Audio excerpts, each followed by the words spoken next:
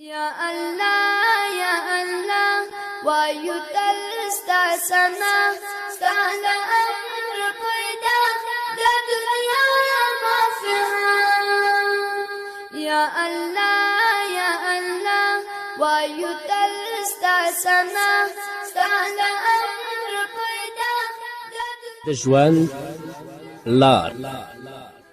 زمنګ د نن ورځې د خپرونې موضوع بیا هم ناوړه ګناهونه. فاتح العلیم تو ملیک القهار تو ملیک القهار. بسم الله الرحمن الرحیم. الحمد لله رب العالمين حمد الشاكرين. الصلاة والسلام على سيد الأنبياء والمرسلين سيدنا ونبينا وشفيعنا ومولانا محمد وعلى آله وأصحابه الطيبين الطاهرين. قدرمنو اوریدونکو د ژوند د لارې د خپرونې مینوالو، السلام علیکم ورحمة الله وبرکاته. ستاسو روغتیا او خوشحالي د پاک رب نه غواړم، په دې هیله چې د صحت او عافیت جامې پر تن ولرئ او خوشحالي مو په برخه وي. دا دی زه محمد یاسین فهیم د ژوند د لارې د خپرونې په وړاندې کولو کې ستاسو په خدمت کې یم. زموږ د نن ورځې د خپرونې موضوع بیا هم ناوړه ګناهونه. درنو اوریدونکو، د ناوړه ګناهونو له جملې څخه یوه ناوړه ګناه دا ده چې د چا نه په دې نیت باندې قرض او پور واخلې چې بیرته به یې نه ورکوم. دا ځکه چې د الله رب العزت په وړاندې د بندگانو حقوق ډیر معتبر دي. انسان خو د توبې په کولو سره د الله رب العزت له حقه خلاصېدلی شي، مګر د حقوق العباد د ورکړې پرته یې بله چاره نشته.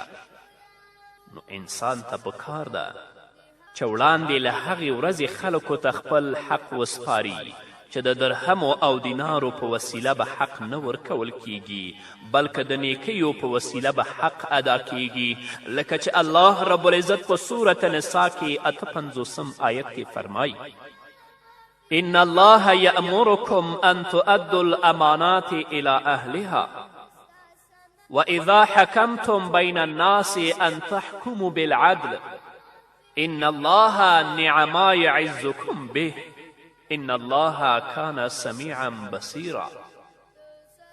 ای مسلمانانو، الله رب العزت تاسې ته حکم کوي چې امانتونه خپلو حقدارانو ته وسپارئ، او کله چې د خلکو په منځ کې فیصله کوئ نو په عدالت سره یې وکړئ.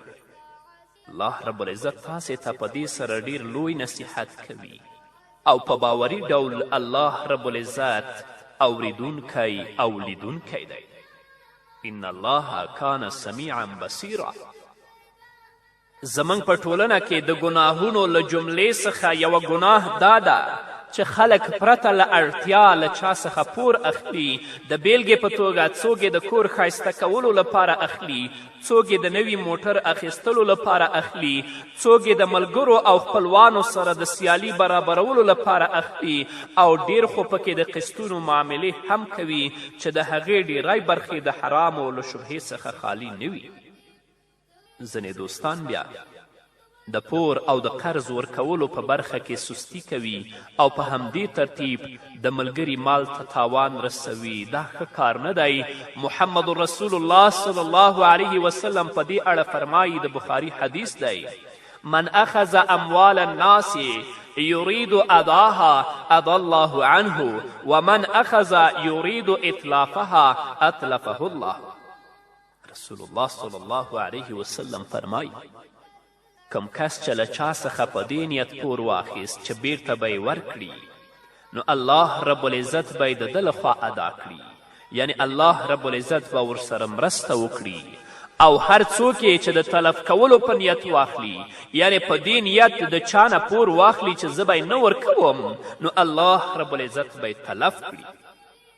ځینې خلک له نورو څخه پور په دې نیت اخلي چې ویې خوري او په بیرته ورکولو کې سستی کوي. نه یوازې سستی کوي بلکې دغه کار معمولی بولي، په داسې حال کې چې دا کار د الله رب العزت په وړاندې ډیر سخت او خطرناک دی.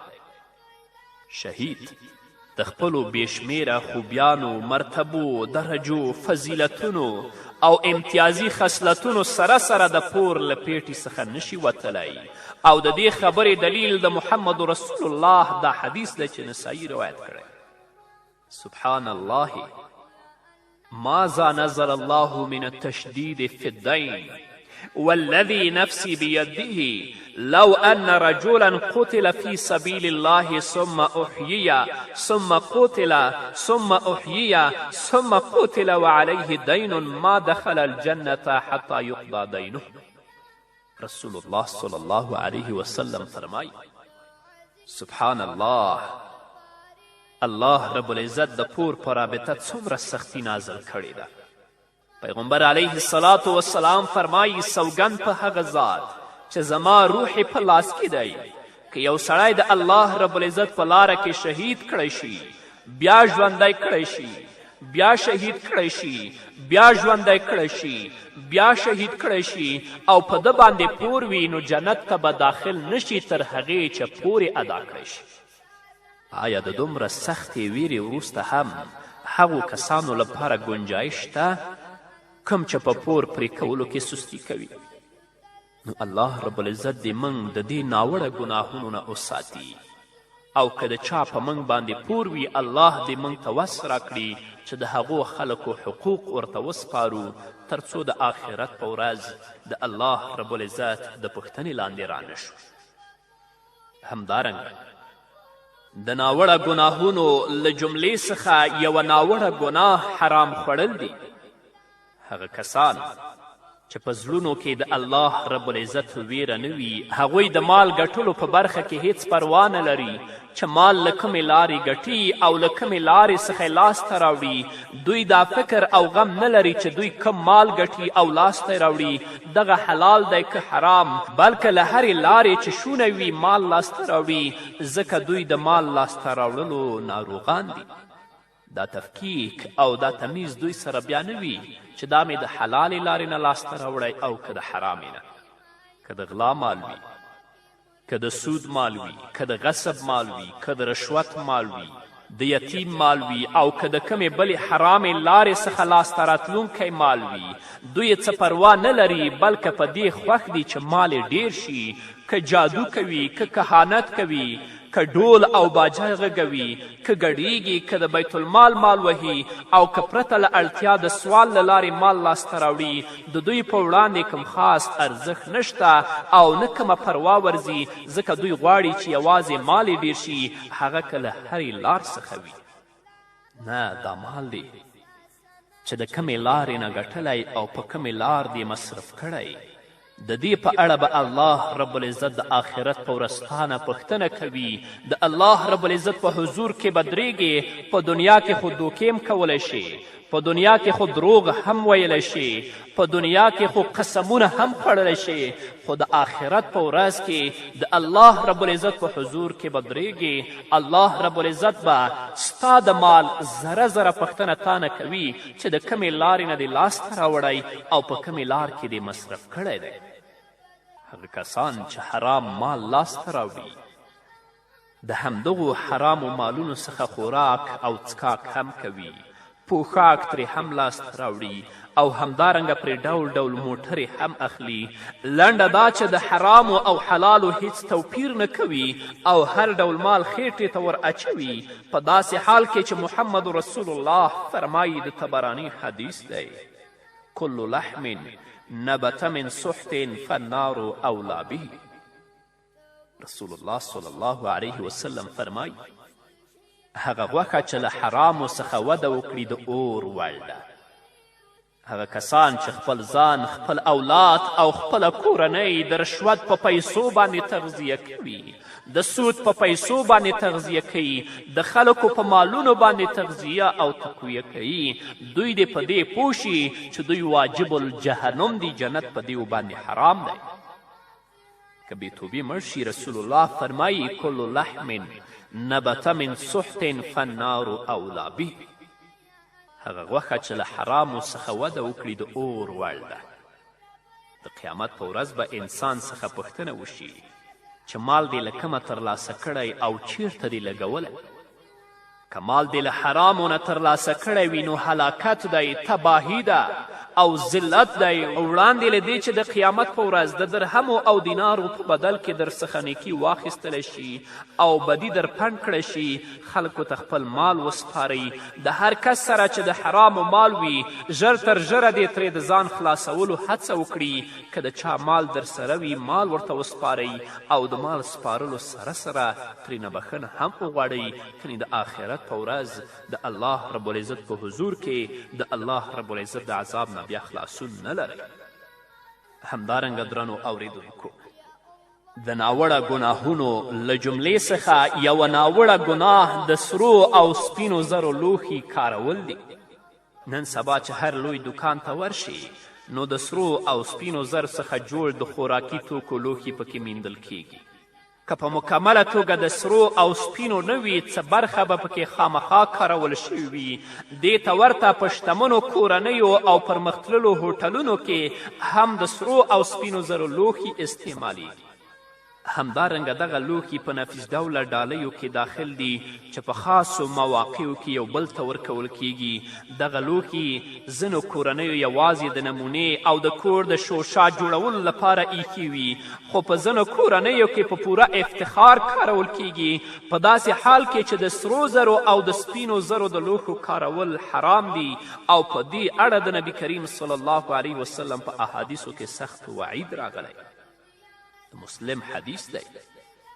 ام المؤمنین حضرت ام سلمه رضی الله تعالی عنها فرمایی چې رسول الله صلی الله علیه وسلم فرمایی ان الذي یأکل او یشرب فی آنیة الذهب والفضة فانما یجرجر فی بطنه نار جهنم. رسول الله صلی الله علیه وسلم فرمایی کم کس چې د سرو یا سپینو زرو په لوښو کې خوراک او څښاک کوي یقینا هغه په خپله خیټه کې د دوزخ اور اچوي. دغه حکم ټولو لوښو لپاره دی، هغه که کاسه وي، که څمڅۍ وي، که کاشوغه وي او که قاب وي، که چای جوش وي او که چاړه وي، که لګن وي او که کوم بل ډول لوښی وي، د ټولو همدغه یو حکم دی. ځینې خلک بیا دا وایي چې موږ خو دغه لوښي نه کاروو، یوازې د سټایل او د نمایش لپاره په المارۍ کیږدو. دا کار هم ناجایز دی. باید د استعمال ټولې لارې او چارې بندې کړی شي. دا خو لا پرېږده ځینې ځوانان نن ورځ موږ وینو چې د سرو زرو ګوتمۍ یې په ګوته کې اچولي یا د سرو زرو لاکت په غاړه کې اچولی. نه، دا کار یو مسلمان ځوان سره نه ښایي. د سرو زرو استعمال د نارینهو لپاره حرام دی او په دې اړه به الله رب العزت د آخرت په ورځ د همداسې ځوان نه پوښتنه کوي. ځوان خو لا پرېږده، ځینې بوډاګان او سپینګیري هم دي چې غټه د سرو زرو ګوته یې په ګوته باندې اچولی. دا د کوم څیز شوق؟ په سپینه ګیره باندې د الله نه وویرېږه. الله ته سر په سجده شه، د خپلو ګناهونو بخښنه د الله نه وغواړه چې الله دې معاف کړي. د دې سرو زرو په استعمال باندې د الله رب العزت د عذاب نه نشي خلاصېدلی. الله رب العزت دې موږ او تاسو ټولو ته د نیکو لارو هدایت وکړي. په همدې هیله درنو اوریدونکو نور به م واورو، خو دې ویدمې نه وروسته.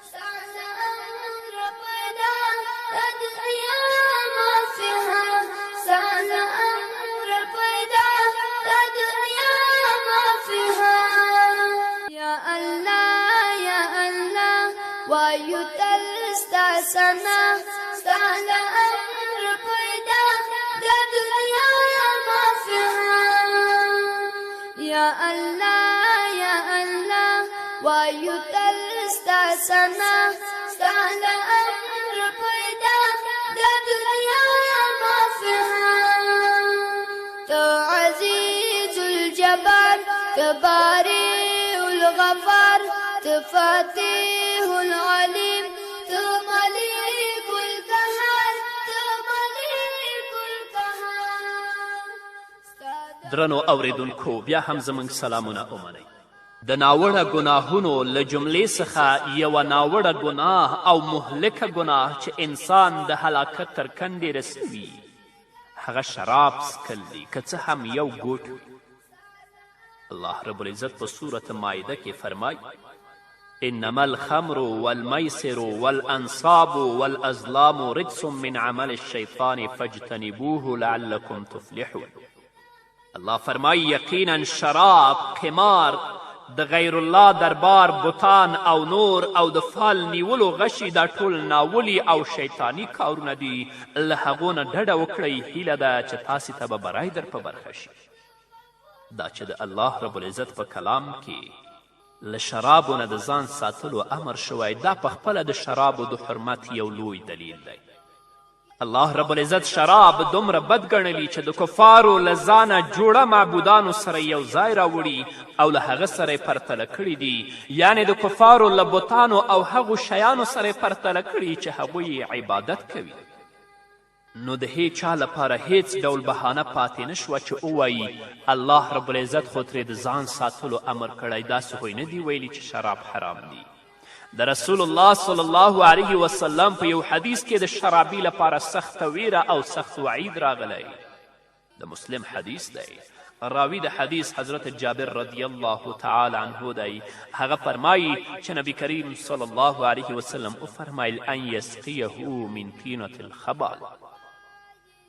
الله رب العزت ذمواري اخیستې چې هر چا نشه کوونکي شیان وڅکل الله رب العزت به پرې طینة الخبال وڅکي. صحابه پوښتنه وکړه یا رسول الله صلی الله علیه وسلم طینة الخبال څه شی دی؟ محمد رسول الله ځواب ورکړه د دوزخیانو خولې او د دوزخیانو زوی. څوک چې په دنیا کې شراب څکي الله رب العزت د آخرت په ورځ په جهنم کې په هغه باندې د دوزخیانو خولې او د دوزخیانو د زخمونو زوی او نوونه پرې وسکي. همدارنګه د حضرت عبدالله ابن عباس رضی الله تعالی عنهما مرفوع حدیث دی چې طبرانی روایت کړی. هغه فرمایي چې نبی کریم صلی الله علیه وسلم وفرمایل من مات وهو مدمن الخمر لقی الله وهو كعابد وسط. کم کس چې په داسې حال کې مړ شو چې دایمي شراب څکونکی و هغه به له الله رب العزت سره داسې حال کې مخ شي لکه د بتانو عبادت کوونکی. نو درنو اوریدونکو راځئ چې اوس ځان او خپله ټولنه پرتله کړو چې څومره د الله رب العزت په اوامرو برابر یو او څومره د الله رب العزت د حکمونو او د الله رب العزت د اوامرو نه سرغړونه کوو. په اوسني وخت کې د شرابو د مخدره توکو ډیر ډولونه په دې ټولنه کې شته. همدارنګه ورته ډیر عربي او عجمي نومونه هم پیدا شوي دي. دا بیر دی، دا جوعه ده، دا الکول دی، دا عرق دی، دا فودوکا دی یا دا نور نومونه دي. داسې انرژیانې هم زموږ په ټولنه کې شته چې په هغې کې شراب یو څو فیصده پراته وي. نو شراب لکه څنګه چې 100% حرام دي د هغو 1% هم حرام دی. څوک تقوا کول غواړي د الله نه ویریږي د داسې انرژیانو د څکلو نه د ځان وساتي. اوس په دې امت کې هغه ډول خلک راښکاره شوي چې رسول الله صلی الله علیه وسلم په اړه فرمایي. د امام احمد رحمه الله د مسند حدیث دی لا یشربن ناس من امتی الخمر یسمونها بغیر اسمها. زما له امتیانو څخه به ځینې خلک شراب څکي او هغې ته به بل نوم ورکوي. هماغه وخت دی نن سبا خلک شراب څکي او هغې ته د مشروباتو روحیه او داسې نور نومونه ورکوي لکه وایي چې دا خو انرژي ده. هغه خلک چې دا ډول انرژیانې پلوري په اصل کې شراب پلوري او خلکو ته دوکه ورکوي. البته هغه انرژیانه کې چې هغو کې فیصدي بیر او شراب وي. الله په سورة بقره کې فرمایي یخادعون الله والذین آمنوا وما یخدعون الا انفسهم وما یشعرون. هغوی له الله رب العزت او مؤمنانو سره دوکه راخیستې خو هغوی په اصل کې په خپل ځانونه غولوي او له هغو سره د دې شعور نشته. له دې امله شریعت یو قوي امر ټاکلی چې قطعي پریکړه کوي. نه یوازې دا چې قطعي امر دی بلکې د هغو د فتنو جرړې هم له بیخه وباسي. کومې چې دیني احکامو پورې ټوقې او مسخرې کوي هغه قوي امر او ښکاره پریکړه دا ده. رسول الله فرمایي د مسلم حدیث دی کل مسکر خمر و کل خمر حرام. هر نشه راوړونکی شی خمر یعنی شراب دی او هر نشه راوړونکی شی حرام دی. نو هر هغه شی چې پر عقل اثر کوي، عقل خرابوي، انسان نشه کوي، د هغې لږ او ډیر کارول دا ټول حرام دي. نو که څوک د نشهیي توکو نومونه هر څومره بدل کړي، په اصل کې همغه نشهیي توکي دي او حکم یې ښکاره دی.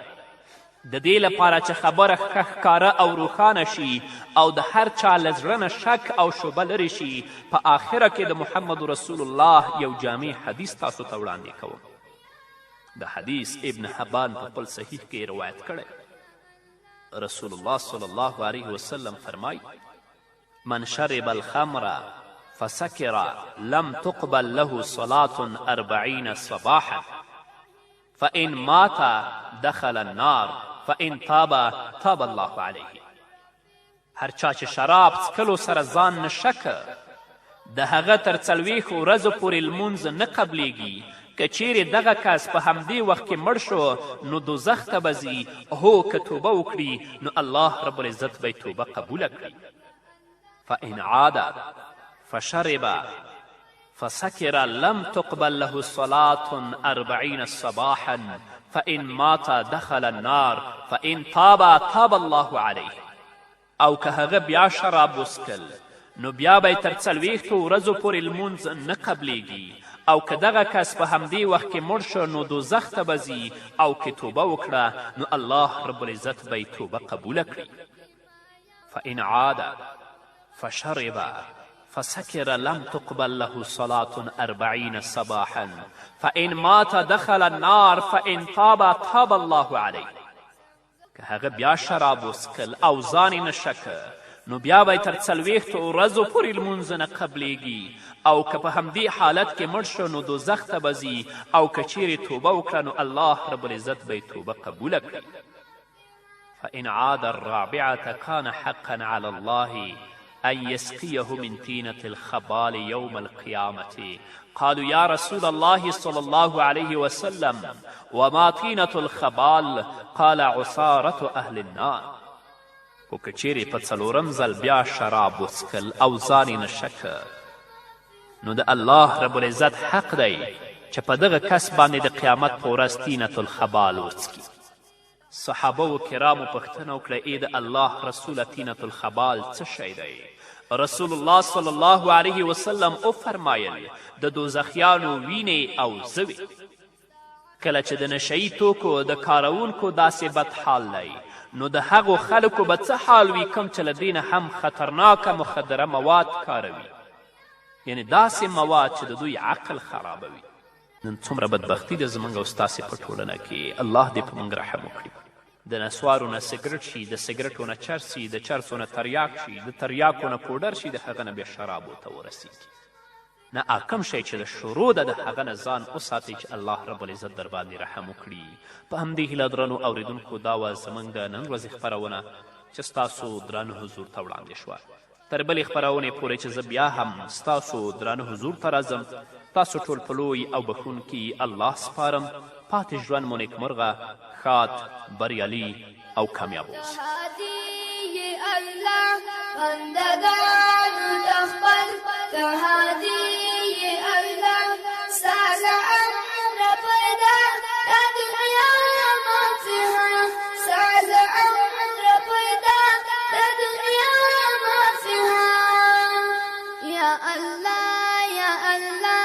وایو تل ستا ثنا، ستا له امره پیدا دا دنیا مافیها، ستا له امره پیدا دا دنیا مافیها. ته جامع المغني، ته نور الهدي، الواحد الأحد،